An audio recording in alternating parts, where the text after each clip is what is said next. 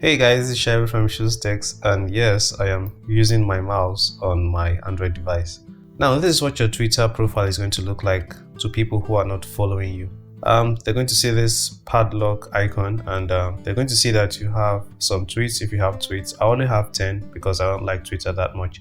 If they decide to follow you by clicking this, they're going to get a message that says their follow request has been sent and it's pending. So whenever they send you a follow request, you can go and check and decide if you want them to follow you or not. After you have accepted, then they'll be able to see all your tweets and whatnot. Alright, so now I'm going to show you guys how to do this. Alright, before I forget, that follow request that I mentioned, this is where you're going to find it, and you can come here to accept or decline. So I'm just going to decline this one for now, and then I'll show you guys the process. So this is my Twitter account. You can see there's no padlock icon, which means it is not private.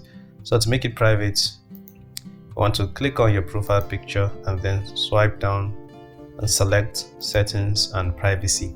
Next thing you want to select is your account, and then select account information. Now you're going to have to input your password, so do that. After you've typed in your password, then click confirm. Alright, on this screen you're going to see some information about you. Just over here where it says protect tweets, click it, and then click this checkbox that says protect your tweets, and then click protect. And when you head back, you're going to notice the padlock that shows up next to your name.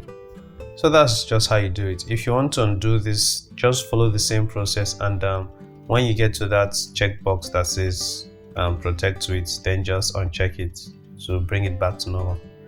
So if you found this video helpful, give it a thumbs up. If you want more videos like this or you have questions, please leave them in the comments and I'll try to respond as fast as possible. Subscribe if you haven't, and yeah, I'll be seeing you guys in the next video. Bye bye.